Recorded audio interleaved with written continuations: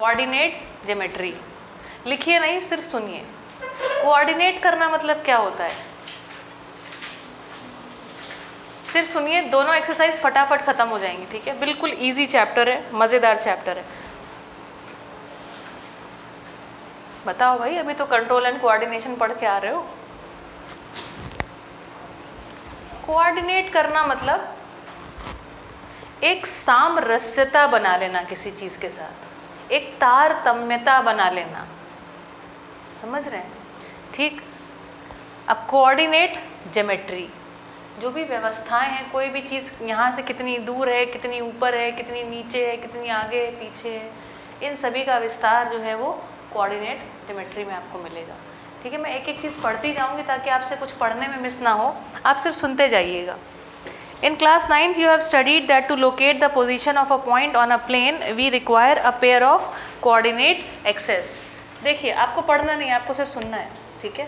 तो कह रहे हैं कि एक प्लेन की बात करें, प्लेन मतलब इस तरीके की कोई चीज़, क्यूब नहीं है, क्यूबॉइड नहीं है, कोई रेक्टेंगल, कोई स्क्वायर, इस प्रकार की प्लेन चीज़ है, एक समतल चीज़ है।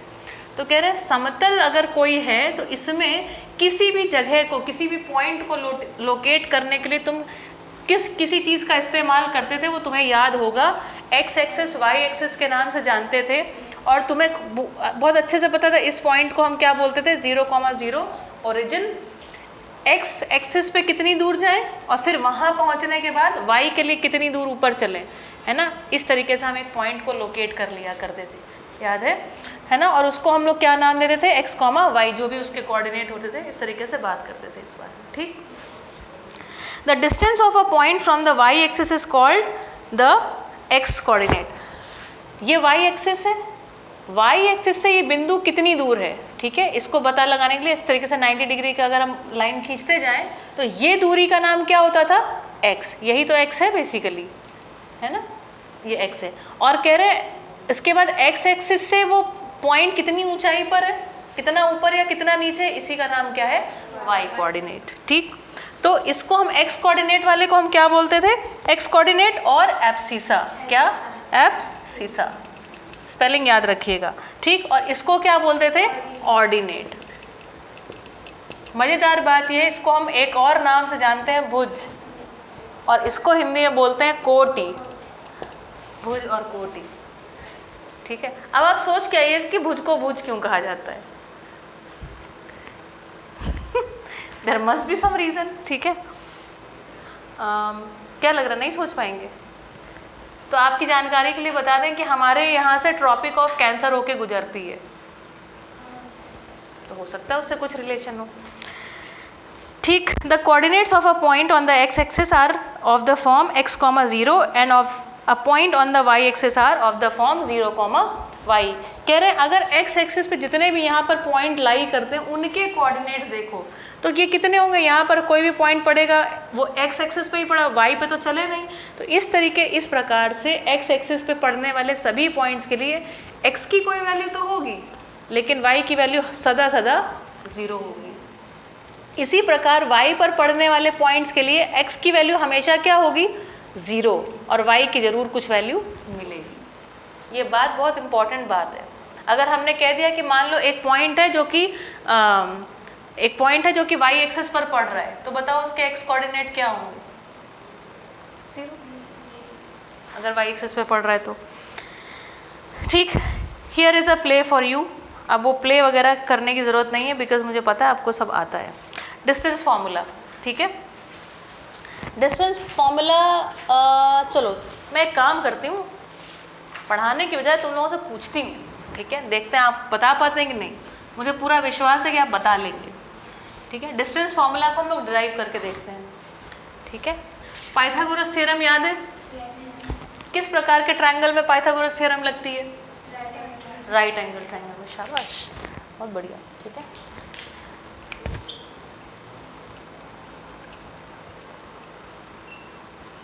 ठीक, तो कह रहे हैं दो पॉइंट्स के बीच का हमको डिस्टेंस पता लगाना है, ठीक है। इस तरीके से कोई हमारे पास दो पॉइंट है, इनके बीच का डिस्टेंस पता लगाना है, ठीक।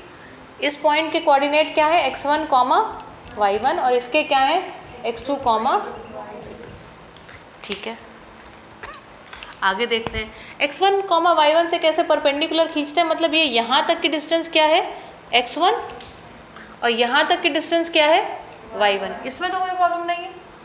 यहाँ पर देखो, इसको भी ऐसे यहाँ पे डाला तो क्या पता लग गया कि ये यहाँ से लेकर के ओरिजिन से डिस्टेंस होती है ना बेटा x2, तो ये यहाँ से लेकर के यहाँ तक क्या है x2 और ये यहाँ से लेकर के यहाँ तक क्या है y2। हमें ये वाली डिस्टेंस निकालनी है, ठीक है। हमने क्या किया, इसी लाइन के पैरेलल, किसके पैरेलल, x एक्सिस के पैरेलल, ये y एक्सिस है, इसके पैरेलल हमने एक लाइन ऐसे से खींच दी, ठीक। और ये क्या, कितने डिग्री का एंगल बनेगा, x और y के बीच का एंगल क्या होता है हमेशा 90 डिग्री। ये 90 डिग्री बनाने के कारण ये राइट एंगल ट्रायंगल हो गया और इसमें पाइथागोरस थ्योरम लग सकती है ना। अब तुम्हें बताना है, इसको हम निकालने की कोशिश करेंगे। चलो इसके नाम रख देते हैं a, b और c। तो पाइथागोरस थ्योरम कहती है कि AB square is equal to BC का स्क्वायर प्लस AC का स्क्वायर। अब हमको BC की डिस्टेंस पता चल जाए, AC की डिस्टेंस पता चल जाए, तो AB की डिस्टेंस निकाल लोगे, बहुत बढ़िया। BC डिस्टेंस को देखा जाए तो BC डिस्टेंस कितनी है, ये यहाँ से लेकर के पूरी गिनो तो कितनी है x2 और यहाँ से यहाँ तक कितनी है x1, तो ये वाली डिस्टेंस कितनी होगी, पूरी यहाँ से लेकर के x2 है, ये वाली हटानी है हमको इसमें से जो कि x1 है, तो बची वाली मिल जाएगी। तो BC कितना हो जाएगा x2 माइनस x1। इस बड़ी में से ये वाला हटा दें तो इतना ही तो बचेगा कि नहीं बचेगा। इसी प्रकार से AC बताओ कितना हो जाएगा, ये टोटल y2 है, ये वाला y1 इसको हटा देना है तो इतना बचेगा, ठीक। That will be equal to y2 minus y1। तो AB का स्क्वायर है ना, AB का स्क्वायर यही तो दो पॉइंट्स के बीच की डिस्टेंस है, that is equal to x2 minus x1 का square plus y2 minus y1 का स्क्वायर। इसलिए AB is equal to under root के अंदर x2 माइनस x1 का whole square plus y2 minus y1 का whole square. This is called distance formula. Was it tough? Not at all, ठीक, बढ़िया। आ गया कि कहाँ से हमारे पास ये फॉर्मूला आया, ठीक है, पाइथागोरस थ्योरम का इस्तेमाल किया गया। मान लो तुम्हारे पास एक क्वेश्चन आ जाए कि डिस्टेंस फॉर्मूला निकालने के लिए कौन सी थ्योरम लगी, तो आप टिक कर पाएंगे ना, पाइथागोरस, ठीक है। Find the distance between the following pairs of points. तो दो पेयर्स ऑफ पॉइंट्स दिए हैं, उसमें पहले वाले को x1 y1, दूसरे वाले को x2 y2 मान के निकालते चलेंगे, ठीक। Find the distance between the point 0, 0 and 36, 15. Can you now find the distance between the two towns A and B discussed in 7.2? वो ठीक है, जो होगा उसके साथ कर लेंगे। Third question, determine if the point 1, 5, 2, 3 and -2, -11 are collinear. बहुत ज़बरदस्त क्वेश्चन है ये, ठीक है, बहुत ज़बरदस्त क्वेश्चन है। इसका कंसेप्ट थोड़ा सा समझना पड़ेगा, कोलिनियरिटी का कंसेप्ट समझना पड़ेगा। कोलिनियरिटी मतलब ये सब क्या है, एक ही लाइन पर पढ़ रहे हैं, मतलब एक पॉइंट यहाँ है, एक पॉइंट यहाँ है और एक पॉइंट कहीं यहाँ पर पढ़ रहा है। तो कोलिनियर पॉइंट्स अगर हैं तो इसका मतलब है 3 पॉइंट्स जो है वो एक ही लाइन पर पढ़ रहे हैं, एक पॉइंट अलग नहीं पढ़ रहा। अगर अलग पढ़ जाएगा तो उससे क्या बन जाना है, एक ट्रायंगल, ठीक। अगर ट्रायंगल बन गया तो उसमें ट्रायंगल का एरिया निकलेगा, ठीक है। तो एक कंसेप्ट आगे जाके आएगा, ट्रायंगल का एरिया अगर 0 है तो इसका भी मतलब है कि वो पॉइंट्स क्या हैं, कोलिनियर। मतलब ट्रायंगल का एरिया 0 हो गया, मतलब क्या, वो पॉइंट कहाँ है, तीसरा पॉइंट यहीं होगा, तभी तो ट्रायंगल नहीं बनेगा, ठीक। तो ये सबसे इम्पॉर्टेंट कंसेप्ट है किसी भी चीज़ को ये प्रूव करने के लिए कि वो कोलिनियर है कि नहीं, एग्जाम में पूछा जाएगा, ठीक। तो कोलिनियरिटी के लिए मतलब है, मतलब तीनों पॉइंट जो हैं वो क्या हो रहा है कि एक ही पॉइंट पर पड़ रहे हैं, इसलिए कोई भी ट्रायंगल नहीं बन रहा।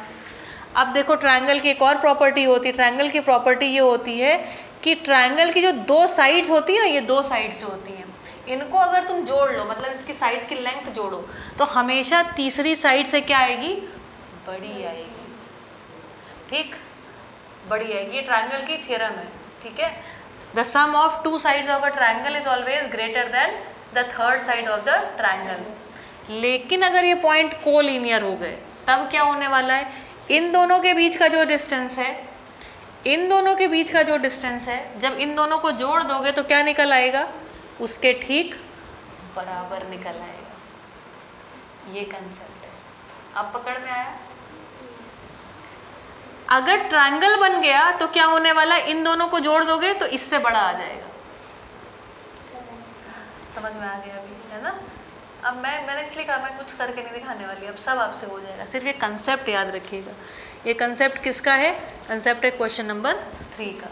ठीक है, देखो देखो इधर देखो, अभी मैं करके 1 minute, let me x2 y2 x3 y3। अगर इसके बीच की डिस्टेंस d1 निकली, इसके बीच की डिस्टेंस d2 निकली, और ये टोटल d1 प्लस d2 आ गया, जो हमने इसके बीच की डिस्टेंस निकाली थी जो कि d3 थी। अगर d3 d1 प्लस d2 मिल जाए तो हम क्या कह सकते हैं, ये तीनों पॉइंट्स डेफिनेटली क्या है, कोलिनियर। अगर कोलिनियर ना होते तो दो साइड्स जो हैं उनका सम बड़ा होता। आ गया समझ में? क्वेश्चन नंबर 4, चेक वेदर 5, -2 इस तरीके से बने हुए 3 चीज़ें हैं, कह रहे हैं are the vertices of isosceles triangle. Isosceles मतलब इनकी 2 साइड्स क्या है, बराबर हों। तो हमने कहा ठीक है, हम चेक करते हैं, सबकी डिस्टेंस निकालते हैं। 3 पॉइंट्स दिए हुए हैं, डिस्टेंस निकालेंगे। अगर 2 पॉइंट्स इस तरीके से मिल गए, ये वाले 2 और ये वाले 2, इनके बीच के डिस्टेंस दोनों बार बराबर आ गए, तो क्या कहते हैं, definitely it is an isosceles triangle. अगर नहीं मिली तो दे आर नॉट। ठीक। क्वेश्चन नंबर 5 में जो भी खेल है वो आप अपने हिसाब से बना लीजिएगा, क्या करेंगे क्या नहीं, I leave it to you.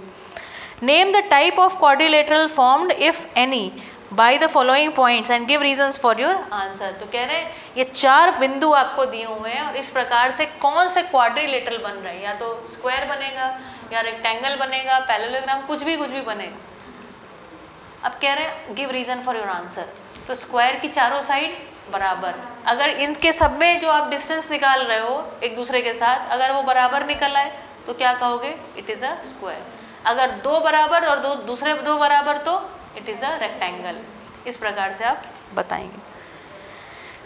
छोड़ दिया जाए इसको भी। Question number 7, find the point on the x axis. तुरंत तुम्हारे दिमाग में चमकना चाहिए, find the point on the x axis मतलब एक्स एक्सिस पे ही पॉइंट है, मतलब वाई की वैल्यू क्या, 0। बस यही कंसेप्ट है। Find the point on the x axis which is equi distant from 2,5 and -2,9। देखो एक्स एक्सिस अपनी ये है, ठीक है। इक्वी डिस्टेंट मतलब दोनों तरफ से दूरी बराबर हो, तो एक तरफ क्या है 2,-5। मान लो इधर है अपने पास 2,-5 और इधर क्या है दूसरी जगह -2,9, ठीक है। तो मान लो ये पॉइंट है, ये इस तरीके से, और यहाँ पर ये पॉइंट है -2,9। बढ़िया, ये ठीक बनाया कि नहीं बनाया, -2,9 एक्चुअली ऊपर आएगा। एनीवेज ठीक है, हमने कहीं पे भी बना लिया।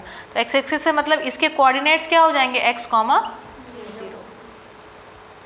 तो इसके बीच का डिस्टेंस निकालोगे, उसमें कहीं x फंसा हुआ रहेगा।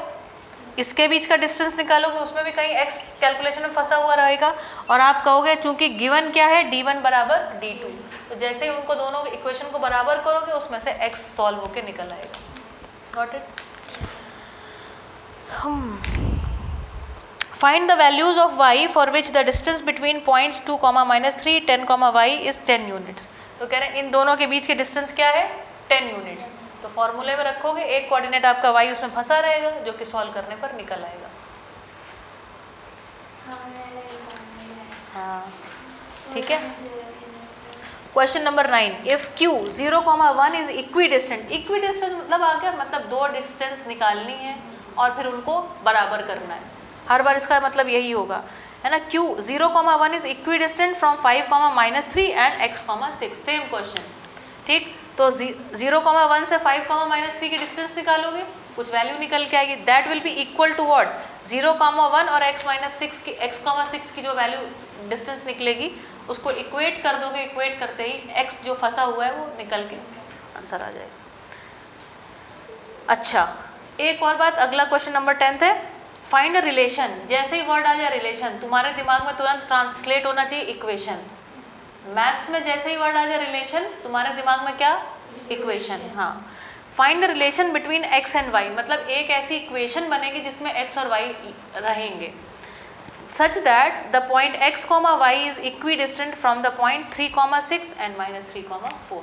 सेम करना है, x, y से 3,6 की डिस्टेंस निकालोगे, कुछ बनेगा आपके पास, उसके बाद -3,4 से x, y की डिस्टेंस निकालोगे, फिर से कुछ बनेगा। चूंकि इट इज इक्वी डिस्टेंस तो d1 बराबर d2 ऐसा रखते ही क्या होगा, x और y में एक इक्वेशन बन के आ जाएगी और वही आपका आंसर है। अब कुछ सॉल्व नहीं करना है, क्योंकि क्या पूछा गया है, find the relation between x and y, मतलब एक ऐसी इक्वेशन बनेगी आंसर में जो x और y के टर्म्स में बनेगी। That's it and done. ठीक है।